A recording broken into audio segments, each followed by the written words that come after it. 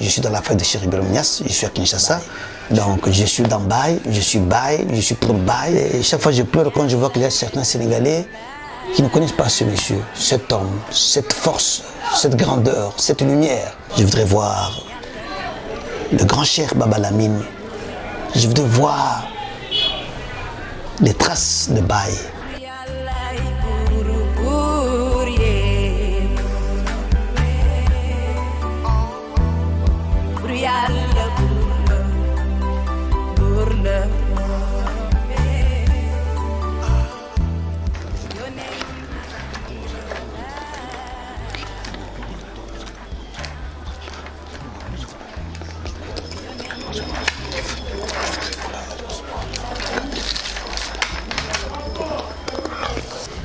Je suis né un certain 21 juillet 1957 dans une mission catholique ici en RDC. Mon père, c'était un catholique de naissance, M. Eugène Kamba, qui était aussi un évêque dans l'église, au sein de l'église catholique byzantine, un évêque imaginé. Et juste avant que je ne sois mis au monde, il a eu beaucoup de difficultés à avoir un enfant, un fils. Et je voudrais vous assurer que les évêques, les prêtres dans la dite église catholique byzantine, épousent, ils se marient. Alors, il a épousé une femme, pas d'enfant. Deuxième femme, pas d'enfant. Troisième femme, pas d'enfant. Quatrième femme, pas d'enfant. Après, il épouse une autre femme, mort-né. Il épouse une femme, mort-né. Mort-né. Autant il était religieux, autant il faisait la politique. C'était un des grands en politique en RDC. Ce sont eux, avec les Lumumba, les Kasavubu, ce sont eux qui ont cherché l'indépendance de ce pays. Après avoir cherché un enfant, il s'est dit, j'ai beaucoup de biens, j'ai des richesses, mais je vais léguer tout ceci. À qui? Sans postérité, sans enfant. Et il s'est mis à faire une retraite spirituelle. Au bout du 14e jour de sa retraite, selon lui, qu'est-ce qu'il dira? J'ai vu Dieu venir me voir et me dire, essuie tes larmes, ne pleure plus. Tu auras un enfant béni, ce sera un grand chef dans ce monde et au-delà. Ce sera un garçon, tu lui donneras le nom de Saïd. Et automatiquement, il était très ému, très content, mais toujours est-il qu'il s'est dit, je vais lui donner le nom de Saïd. Saïd, ce n'est pas un nom Luba, puisque moi, je suis de la tribu des Luba, ici en RDC. Saïd, c'est quoi? Il a pris note, il a écrit le nom de Saïd. Quelque temps après, je naquis. Et il m'a donné le nom de Ernest Lucien Kamba. Pendant tout le cycle primaire, j'étais au sein de l'église catholique et aussi durant l'école secondaire. Mais avant d'avoir mon diplôme d'état, un de mes cousins m'appellera pour me dire, est-ce que tu ne voudrais pas embrasser l'islam? Je lui dis l'islam, mais c'est une église qui nous a été apportée par les Ouest-Africains, par des Sénégalais. Ça, c'est pas une église, c'est de la magie. Je ne peux pas accepter d'embrasser la magie. Moi, je suis en train de suivre l'église de mon père. Imaginez, les musulmans, ils cassent les os des cadavres. Quand quelqu'un meurt, on va casser les os, on va les ventrer, sortir tout ce qu'il y a dans le ventre. On va extraire tout cela pour aller vendre je ne sais où. Et quand il va uriner, il va avec une bouteille où il va verser l'urine pour boire, tout ça c'est très sale, de la saleté. Je ne pourrais pas accepter. Eh bien, c'est parce que c'était un combat, c'était une guerre froide que les colons, l'Église catholique, avaient menée pour diaboliser la véritable religion, la religion de l'imam Moussaline, la religion véritable nous apportée par le saint prophète Mohammed. Donc on a voulu diaboliser la religion. Et nous autres, quand nous étudions, nous avions en tête que l'islam était de la magie, c'était de la fausseté, c'était le mensonge pur. Et je ne pouvais pas accepter d'accéder au mensonge. Et il a essayé de me convaincre, mais dans peu de temps, j'ai accepté et je me suis trouvé fanatique de la religion. C'était en septembre 1976, le 5 septembre, si j'ai une bonne mémoire, 76. J'ai accepté d'être musulman et juste après avoir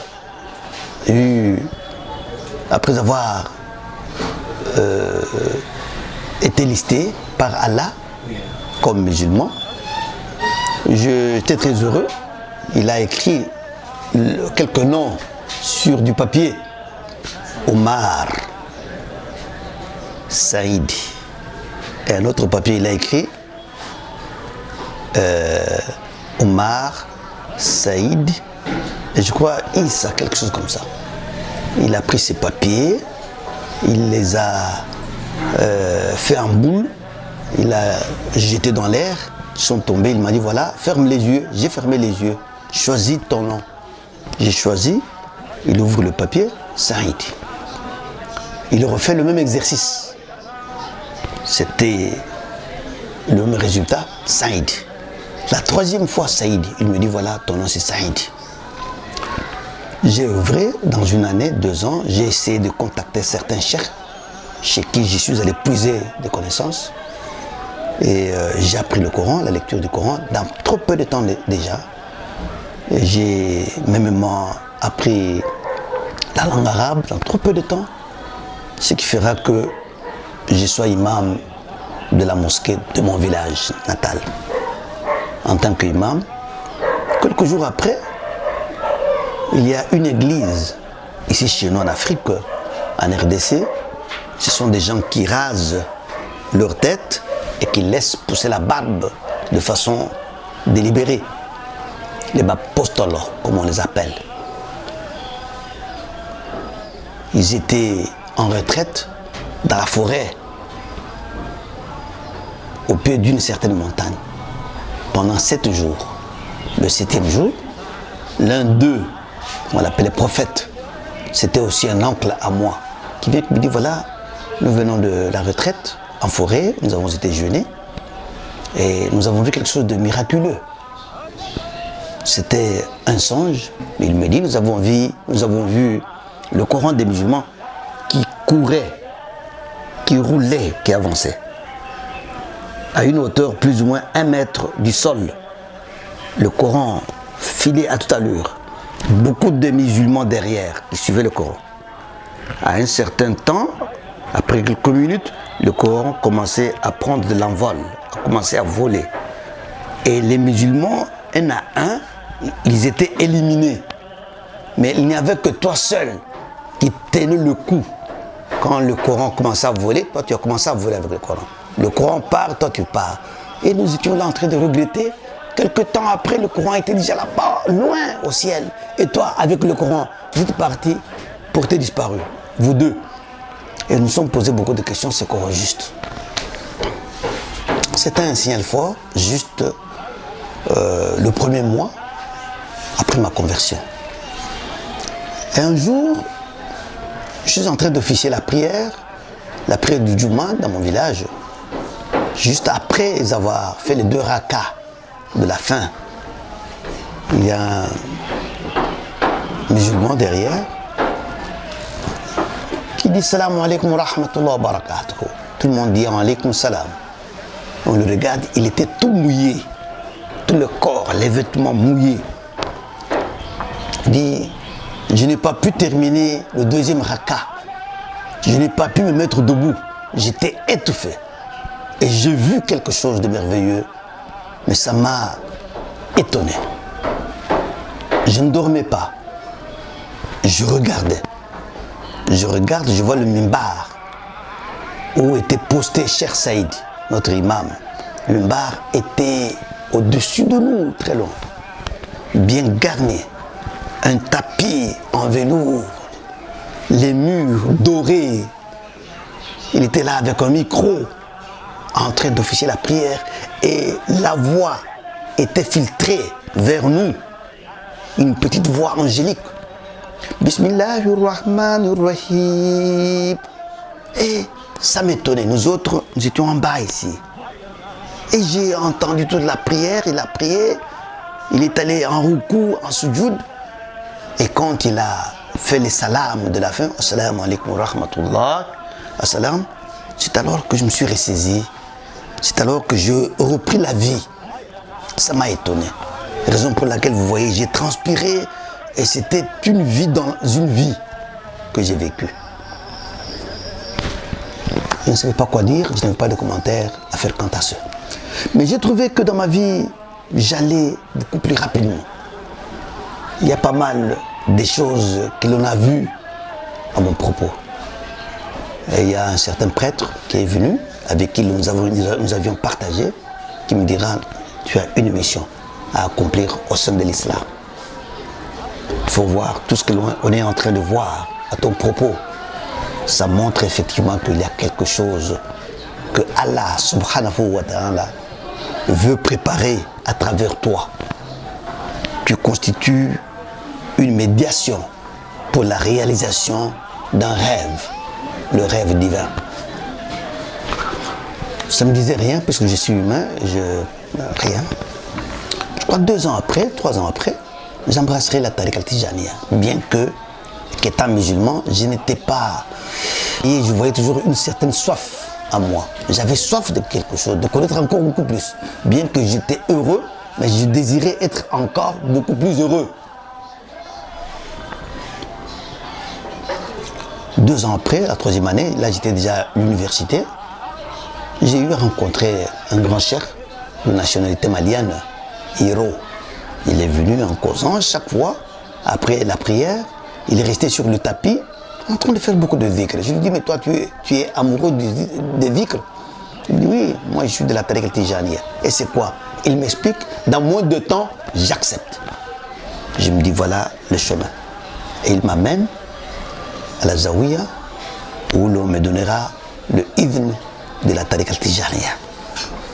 Mais la plupart des Sénégalais qui étaient là, boudaient, refusaient, s'opposaient, ne voulaient pas que la tariqa al-Tijaniya soit enseignée aux Congolais. Ils ont discuté, ils étaient même contre lui, M. Hiro. Et on me donne la tariqa, et il commençait à me former. Et je commence à faire le dhikr. Il y a un autre cheikh, Cheikh Saïd, il était de nationalité sénégalaise qui était venu, je l'ai rencontré, il a fait de doigts sur moi, il a renouvelé mon idhn, et il m'a donné encore son silsila. Et quelques mois encore, il y a un autre, celui-là qui m'a beaucoup frappé, qui m'a beaucoup plus intéressé, Cheikh Abdul Karim Dia, de nationalité sénégalaise. Là, c'était, vous sentez que c'était un baoba, un homme sincère, un homme sérieux. Je l'ai cherché sur internet à maintes reprises. Il était déjà âgé à l'époque. Je ne sais pas s'il vit encore, s'il ne vit pas, que Allah le garde juste à ses côtés. Alors Abdul Dia, qui a fait beaucoup de doigts sur moi, Abdul Karim Dia, qui s'est beaucoup confié, qui m'a confié beaucoup de secrets de la tariqa al-Tijaniya. Il était du silsila de Omariya, de Omar Fouti. C'est intéressant. Mais avant que je ne continue, parce que avant, bien que j'ai rencontré tous ces grands de la tariqa al-Tijaniya, ma soif persistait toujours en moi. Il y avait quelque chose qui me manquait. J'avais toujours soif de connaître plus, d'être toujours quelqu'un de grand. Dieu versait toujours cette soif qui persistait dans mon cœur. Mais avant que je ne termine, à Kananga où j'ai fui imam pendant plus ou moins 5-6 ans à la mosquée centrale, j'ai eu à rencontrer quelqu'un qui est venu de la Tanzanie. C'était un grand cheikh Mahmoud. Je suis chez moi, on me dit à la mosquée, il y a un visiteur, un vieux papa, il frise une 80aine d'années. Il est venu là-bas avec son petit sac. Il portait un drap. Il vient de la Tanzanie, mais il vient te chercher. Me chercher moi. Je suis allé à la mosquée, il faisait 19h, j'ai pris le visiteur, je l'ai logé chez moi. Il me dit, je viens pour une semaine seulement, je dois rentrer au pays, chez moi en Tanzanie, puisque mettant mon temps, ma période de vie sur cette terre, j'ai maintenant les jours bien comptés. Mais ma prière était que je te vois avant que je ne meure. Il faut que je te vois. J'ai beaucoup prié, j'ai demandé, je suis allé au pèlerinage. Plus de 10 fois, je priais Dieu. Il fallait que je te voie. Et Dieu m'a orienté. Je suis maintenant en face de toi. Dieu merci. Tu vas faire un doigt, une prière sur moi. Et je dois rentrer pour aller mourir.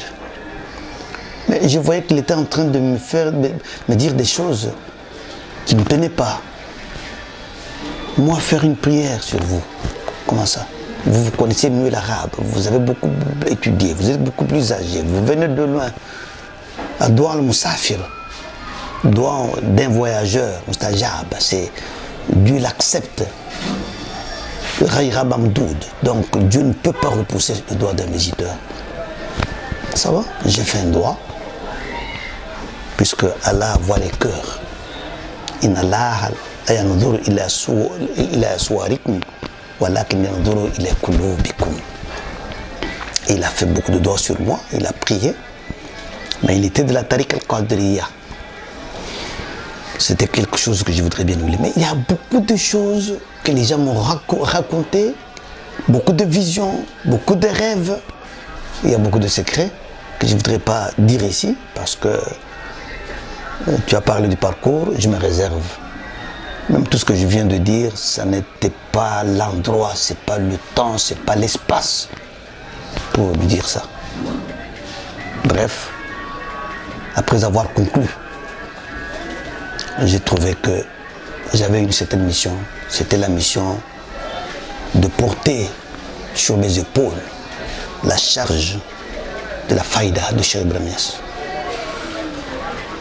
Et je suis le pneu d'une moto, le pneu avant que comme je venais vous dire maintenant. C'est une pneu qui connaît des chocs, qui connaît des souffrances et de peines. Je suis persuadé, au vu de tout ce qui s'est passé dans ma vie, tout ce que j'ai vu, tout ce que j'ai vécu, que j'étais appelé à creuser le chemin. Et en fin de compte, ceux-là qui seront derrière, qui viendront après nous, pourront être beaucoup plus aisés et ils vivront le bonheur de la faille de Cheikh Ibrahim Niass. Pour la petite histoire, comment la faille est venue. Un jour, je suis en province où j'étais allé me faire mes petites affaires. Et j'étais allé aussi consoler mes frères musulmans en province, à plus de 1600 km d'ici. Un jour, mes enfants m'appellent pour me dire « Papa, il y a des grands visiteurs qui sont venus. Ils vous cherchent. C'est Cheikh Alpha Sow. Cheikh Alpha Sow, Ousmane Samba Sow. Il est accompagné des autres cheikhs, ce sont ses disciples. Ils sont venus depuis bientôt 24 heures. Et ils disent que dans 3 jours, si tu ne viens pas, tu ne regagnes pas Kinshasa, ils seront obligés de venir te voir là-bas, où tu es, en province. Ah, ça c'est une décision forte. Alhamdulillah. Je n'avais pas d'argent et du coup, il y a une opportunité qui s'ouvre et j'ai l'argent du billet. J'arrive, je le vois, il était déjà bien logé à l'hôtel, à la hauteur d'un grand cheikh. Cheikh Alpha à partir du Sénégal, il quitte le Sénégal. Il a vu en songe beaucoup, il a eu beaucoup de recommandations en songe. Il va du Sénégal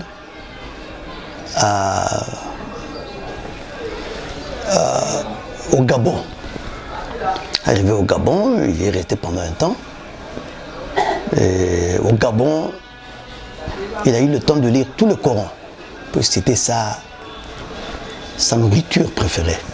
Après avoir lu tout le Coran, il a lu le Zabour de Daouda, alayhi salam. Il a lu, il a terminé, le Zabour en arabe bien sûr. Dès qu'il termine, c'était un vendredi, aux alentours de 10 h du matin, il voit le prophète Mohammed venir vers lui. Et il a pleuré, il a crié en Jésus, Ya Rasoul. Le prophète vient et lui dit, voilà, je viens te donner une mission. Va au Congo. Allez au Congo. Comment irai-je au Congo? D'ailleurs, à partir de Brazzaville, où nous transitons, il y a une guerre terrible, atroce. La communication est coupée. Nous ne savons plus entrer en contact avec nos frères qui sont au Congo-Brazzaville. Nous ne savons pas s'ils sont morts ou ils sont vivants. Allez au Congo. Nous devons transiter par le Congo-Brazzaville. Et là-bas, vous ne trouverez que des cadavres dans les rues. Le prophète lui dit, va au Congo. Mais je ne sais pas parler le lingala. Je ne sais pas parler le français, bien que je l'entends un tout petit peu. Va au Congo. Cheikh Alpha se plie à la volonté, à la recommandation, à l'instruction du prophète Mohammed sallallahu alayhi wa sallam. Et le prophète lui dit, donne-moi ta langue. Cheikh Alpha donne au prophète la langue. Le prophète saisit le bout de la langue de Cheikh Alpha, il l'attire et la langue est sortie un très long organe. Il a commencé à écrire le Coran sur la langue de Cheikh Alpha. Certaines écritures coraniques. Après ça, il a fait rentrer la langue à sa place. Et Cheikh Alpha commence à parler un arabe formidable. Et il commence à parler des langues, il commence à comprendre beaucoup. Franchement, le Sénégal a des têtes. Hein. Le Sénégal, c'est béni le Sénégal. Le Sénégal, est-ce qu'ils se connaissent eux-mêmes, les Sénégalais? Je me pose beaucoup de questions. Et, juste après avoir terminé la causerie avec le prophète Mohammed sallallahu alayhi wa sallam, il est allé dans une cabine téléphonique. Il a essayé de téléphoner son frère qui est resté à Pointe-Noire. Il téléphone, bien que les téléphones n'existaient plus. Tout était coupé dans la période de guerre, de la guerre. Il essaie de téléphoner son frère qui est à Brazzaville et curieusement, de façon inattendue, le téléphone sonne. Et au bout du fil, son frère prend l'appareil. Salam alaykoum salam, il cause. Comment ça va? Comment tu as fait pour parvenir? Comment tu appelles? Ici, il n'y a plus de contact, il n'y a plus de communication. Mais je suis très étonné de voir que ton appel vient de passer. Je ne sais pas par quelle magie. Il dit non, non, non, je tiens à venir là-bas. Mais vous venez, on est en guerre, il n'y a plus de vol. Non, je viens. Et Cheikh Alpha est venu à Pointe-Noire avec beaucoup plus d'aisance. Il y a un taxi, il y a un bus, il y a un train, etc. Il est arrivé là-bas et il quittera aussi Pointe-Noire quelques jours après pour venir à Brazzaville en dépit de la guerre. Et de Brazzaville, le même jour, il a traversé pour venir à Kinshasa. C'est ainsi qu'il est venu. Et moi, j'étais en province. Quand je suis venu le voir, j'ai entendu beaucoup. Ah, ça, c'est le disciple de Baye, Cheikh Alpha Sow. C'est le Sénégal. Le Sénégal, c'est une force. Le Sénégal, c'est la source de beaucoup de bien. Je ne sais pas si les Sénégalais eux-mêmes se connaissent. C'est la raison pour laquelle j'ai toujours rêvé de vivre pendant 1 année, 2 ans au Sénégal. Le Sénégal, c'est la cour des grands. Le Sénégal. Et Cheikh Alpha vient. La première soirée, il entre dans la Zawiya. Il trouve ma famille, mes enfants, mes épouses. Et il trouve les mourides qui étaient là de la tariqa Tijaniya. Il commence à faire le dhikr. Bien avant de commencer le dhikr, il les verse tous dans la faïda de Cheikh Ibrahim Niass.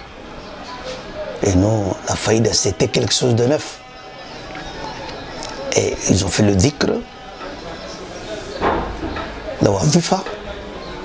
Et juste à la fin de la wazifa, ils commencent à faire le dhikr de la ilaha illallah. Jusqu'à ce que tout le monde a eu le djezb, tout le monde est tombé par terre, tout le monde s'est anéanti. Et aux alentours de 22 heures, il n'y avait que les plafonniers qui restaient seuls, en train de tourner. Et tout le monde par terre. Il était seul là-bas, en train de travailler avec ses disciples, les larmes qui ne cessaient de couler sur ses joues. Déjà aux alentours de 23h, 24h, la première personne se remet en place, deuxième, troisième, et tout le monde était debout. Et quand je viens, on me raconte l'histoire, je souris, et je sens effectivement que voilà ce que je cherchais, c'était ça. J'ai vécu avec Cheikh Alpha pendant 3-4 jours, il m'a renouvelé, il m'a reversé dans la faille de Cheikh Ibrahim Niass. Et en fin de compte, il a fait le tajdid, il a renouvelé mon takdim. Au besoin, puisque le travail à exercer en RDC était très grand, il m'a donné le idn de la tarkiya, que je pouvais moi aussi donner les takdim aux autres, compte tenu de ce que je valais, compte tenu de mon parcours, compte tenu de ce que j'avais comme bagage spirituel, compte tenu de l'âge que j'ai, de l'expérience, etc. Avant bien de me donner ce pouvoir, il a contacté aussi son cheikh, Cheikh Loukhayr, de nationalité mauritanienne, qui est la lumière dans la lumière. Il a contacté avec sa permission, avec son ordre. Il m'a donné les idn de la tarkiya.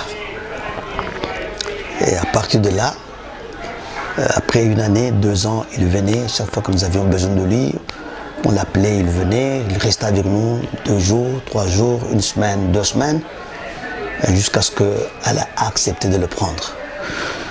À partir du moment où j'ai accédé à la faïda, la soif, c'est terminé. J'ai senti que je suis à l'aise. J'ai occupé la maison que je désirais. Et en dépit des difficultés que je rencontre dans l'implantation de la faïda en RDC, mais je me sens beaucoup plus à l'aise. Je sens que je suis dans le chemin, je suis au summum des réalités. Et j'ai un rêve, être au Sénégal, rencontrer les grands. Les grands, c'est revoir encore mon père, Cheikh Loukhayr. Je dois tout faire pour revoir mes pères, mes cheikhs. Je vois Cheikh Ismaïl, je vois Cheikh Ibrahim Diallo, je vois aussi un grand que j'ai toujours rêvé voir, aller le voir, le visiter, être aussi à ses pieds. Cheikh Mamour Issa Diop, c'est cette icône de la faïda, ce grand homme, je voudrais aussi le voir, être à ses côtés, je voudrais vivre un peu avec lui. C'est quelqu'un pour qui j'ai beaucoup d'amour, beaucoup d'estime. Et on parle beaucoup de lui aussi encore ici en RDC. Je voudrais voir les grands parmi les grands, avant que Allah subhanahu wa ta'ala les prenne. Je voudrais voir le grand cheikh Baba Lamine. Je voudrais voir les traces de Baye. Je voudrais visiter les tombes des grands. Donc le Sénégal, c'est ma patrie, sur le plan spirituel, sur le plan physique. Je suis congolais, mais au-delà, je suis du Sénégal parce que je suis fort au Sénégal et je vis pour le Sénégal. Donc bref, je crois que je suis beaucoup plus à l'aise. Je suis dans la fête de Cheikh Ibrahim Niass, je suis à Kinshasa.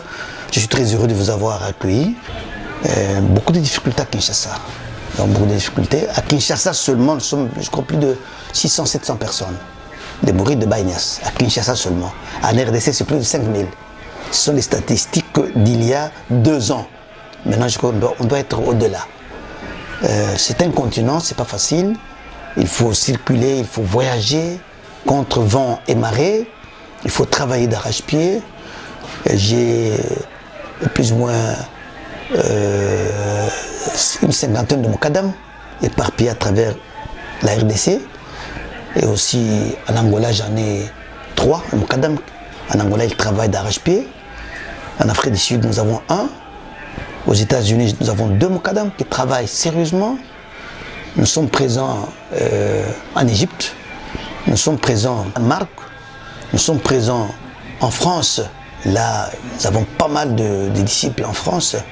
Nous sommes présents en Afrique du Sud, disais-je. Nous sommes présents au Congo d'en face. Et nous sommes présents, je crois, dans toute la RDC, sauf peut-être dans 2 provinces de l'Est, où nous comptons aller pour implanter la faïda avec la bénédiction de Cheikh Baye. Donc je suis dans Baye, je suis Baye, je suis pour Baye. Et Baye, c'est... Moi j'ai toujours dit que Baye, c'est pas mon cheikh, mais il est au-dessus de mon cheikh. Baye, c'est plus que moi. Je me vois indigne pour être disciple de... Donc Baye, il est tout pour moi. Baye, c'est ma destination. Le cheikh me conduit vers la destination. Et Baye, c'est ma destination. Baye Niass. Et chaque fois je pleure quand je vois qu'il y a certains Sénégalais qui ne connaissent pas ce monsieur, cet homme, cette force, cette grandeur, cette lumière. Certains Sénégalais. Mais ça ne m'étonne pas parce que je sais que le miroir, quand vous l'avez, quand vous avez le miroir, vous vous regardez dans le miroir. Si vous serrez beaucoup plus le miroir de vous, la netteté de l'image disparaît. Et quand vous allez avec le miroir loin de vous, c'est alors que vous regardez avec aisance. Donc nous qui sommes loin du Sénégal, nous connaissons Baye. Nous vivons Baye. Et vous avez eu la chance de faire le dhikr avec nous. Vous avez vu comment les gens sont en train de faire le dièse. Chaque fois que l'on cite le nom de Baye, vous sentez qu'il est présent. Et les gens bougent, les gens pleurent, les gens tonnent, les gens crient, les gens louent Allah subhanahu wa ta'ala. Baye, c'est pas n'importe qui. Et c'est Baye qui a étanché ma soif. Alhamdulillah Rabbil Alamin. Pour ce qui est de mon dernier mot, c'est le mot de remerciement. Parce qu'un ingrat ne progressera jamais. Je me dois de remercier les grandes figures de la Tariqa al-Tijaniya, et précisément en particulier de la Faïda Tijani, ceux-là qui œuvrent pour le développement et l'implantation de la Faïda à travers le monde. Des grands cheikhs, des grandes figures. Là, je cite Cheikh al-Khair, qui est la lumière dans la lumière, qui est la source, qui est notre cheikh, qui est bien notre papa. Qu'il daigne recevoir nos remerciements les plus sincères, le remerciement que toute la communauté de la Faïda de la RDC nous lui présentons. Nos remerciements vont également à Cheikh Ahmed Tidjane Niass, qu'il accepte, qu'il reçoive le remerciement le plus sincère. Je ne voudrais pas oublier, bien qu'il ne soit plus de ce monde, mais il est toujours dans ce monde, toujours actif, l'infatigable Cheikh Alpha Sow, mon père, mon tout, ma Qibla. Et celui-là, grâce à qui la Faïda a vu le jour ici en RDC. Je remercie également le grand Cheikh Baba Lamine. Cheikh qui nous rappelle beaucoup de choses, qui s'est battu, qui a livré toute sa vie pour l'implantation de la Faïda à travers le monde. Je vois l'homme fort, l'incomparable, le grand Cheikh qui a atteint une dimension incommensurable. Cheikh Mamour Issa Diop, celui-là que nous avons toujours rêvé. Il est grand, il est fort, on ne peut pas s'en douter. Cheikh Mamour Issa Diop, nous lui prions de recevoir, d'accepter le remerciement de la communauté de la Faïda de la RDC. Nous remercions également El Hadj Sow, qui est un cheikh, un grand, et en citant son nom, nous voyons beaucoup de choses. Nous remercions également Cheikh Ismaël Dia, qu'il accepte nos remerciements pour les efforts qu'il ne cesse de mener pour l'avancement et l'implantation de la Faïda, les efforts qu'il ne cesse de mener juste aux côtés de notre chercheur le Khir. Nos remerciements vont également à notre cheikh et imam Tidjane Sissé. Nous remercions également Cheikh Amat Ndiaye. Nous remercions un grand cheikh, le tout grand, mon cheikh, Cheikh Ibrahim Diallo. Il accepte, c'est notre père, c'est notre cheikh, qu'il accepte, qu'il reçoive nos remerciements les plus sincères. Nous remercions également Cheikh Chérif Omar Abdul Aziz en Côte d'Ivoire. Nous ne pouvons pas terminer de remercier ceux-là qui se battent corps et âme, sans pour autant citer notre maman, maman Aminata Ndiaye. Maman, nous vous aimons beaucoup. Acceptez les remerciements de Mouride, des adeptes de Cheikh Alpha en RDC. Vous avez combattu, vous avez lutté pour que la Faïda s'agrandisse, et la Faïda est en train de marcher, de s'agrandir, de s'implanter, de s'enraciner en RDC qui est un continent dans un continent. Nous remercions en fait tous les grands du monde entier qui œuvrent pour l'implantation de la Faïda. Que Baye les accompagne, que Baye les bénisse, que Baye les élève, et que Allah subhanahu wa ta'ala leur donne le dunya et leur donne la akhira, qu'il augmente encore beaucoup plus en termes de marifa, et qu'il soit béni toujours et à jamais. Je ne pourrais pas citer tous les cheikhs, ils sont tellement nombreux.